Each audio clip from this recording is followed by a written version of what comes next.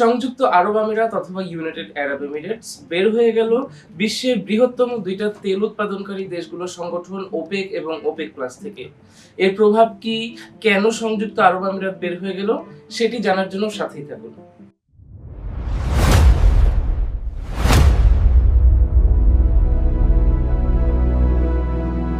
সংযুক্ত আরব আমিরাতকে জানার আগে বুঝতে হবে ওপেক এবং ওপেক প্লাস এই সংগঠনগুলো কি।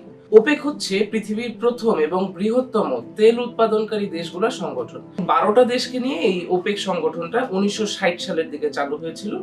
সংযুক্ত আরব আমিরাত হওয়ার আগে আবুধাবি 1967 সালে এই সংগঠনে যুক্ত হয়।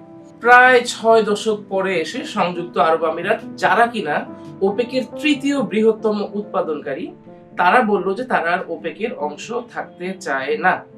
এখন পুরো বিশ্বের তেলের বাজারের জন্য এটা খুবই গুরুত্বপূর্ণ একটা বিষয়, বিশেষ করে যখন একদিকে মধ্যপ্রাচ্যে ইরান যুদ্ধ চলছে, হরমুজ প্রণালী আটকে আছে, ঠিক তখনই সংযুক্ত আরব আমিরাতের পক্ষ থেকে এই ধরনের একটা ঘোষণা আসা, তাও মাত্র 2-3 দিনের ব্যবধানে ওপেক থেকে বের হয়ে যাওয়া, এটা আসলে খুব একটা সহজ কথা না। যদি আমরা গ্লোবাল রাজনীতির কথা বলি, আমরা যদি তেলের রাজনীতির কথা বলি, সেই ক্ষেত্রে ওপেক পুরো বিশ্বের তেলের বাজারের প্রায় 40% তারা কন্ট্রোল করে।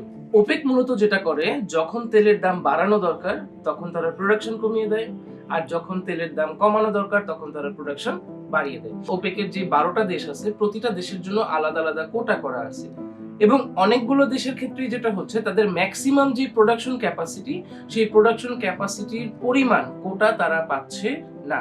এবং সংযুক্ত আরব আমিরাতের ক্ষেত্রে তাদের অন্যতম বড় কমপ্লেইন ছিল এটাই। আজকের দিনে সংযুক্ত আরব আমিরাতের তেল উৎপাদন ক্ষমতা প্রতিদিন প্রায় 4.8 মিলিয়ন ব্যারেল পার ডে, কিন্তু ওপেক থেকে নির্ধারণ করে দেওয়া আছে যে তারা প্রতিদিন মাত্র 3.4 মিলিয়ন ব্যারেল তেল তুলতে পারবে। সুতরাং সংযুক্ত আরব আমিরাতের ক্ষেত্রে যেটা হচ্ছে যে তারা প্রতিদিন প্রায় 30% তেলের যেই মূল্য, সেই মূল্যটা হারাচ্ছে।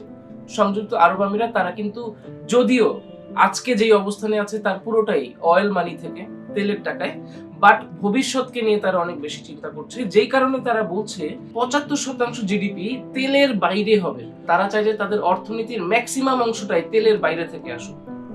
এছাড়াও সৌদি আরব আমিরাতের মধ্যে কে মধ্যপ্রাচ্যকে নিয়ন্ত্রণ করবে, কারা আসলে মধ্যপ্রাচ্যের ভবিষ্যৎ ডিসিশন মেকার হবে, সেটা নিয়ে আসলে বেশ কিছু রাজনীতি আছে।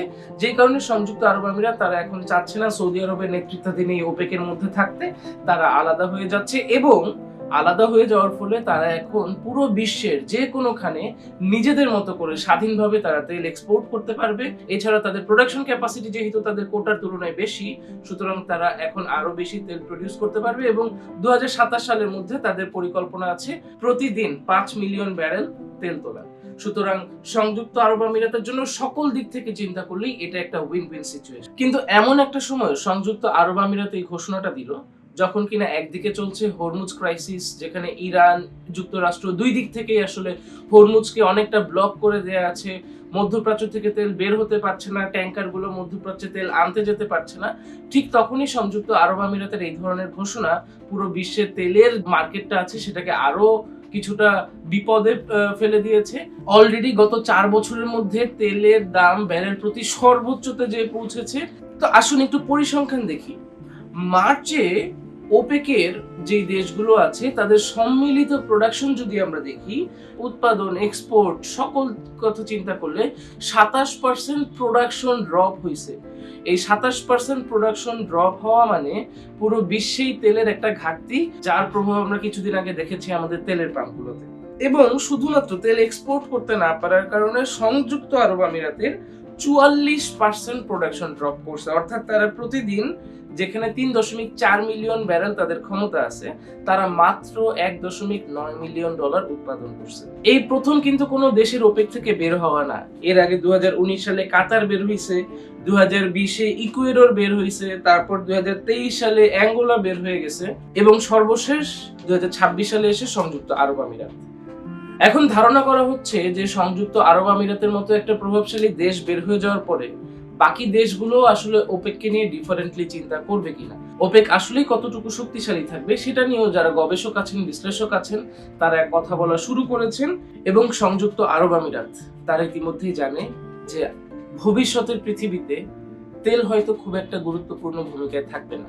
সুতরাং তারা এখন এমন একটা পলিসিতে যাচ্ছে যে পলিসিতে ভবিষ্যতে তেল ছাড়াও তারা টিকে থাকতে পারবে, এবং সেই কারণেই $100 বিলিয়ন একটা ক্লিন এনার্জি পার্টনারশিপ এই মুহূর্তে ইউএইর হাতে আছে, এবং 2050 সালের মধ্যে কার্বন নিঃসরণ শূন্যে নামিয়ে আসার যে প্রচেষ্টা সেটাও তারা চালিয়ে যাচ্ছে।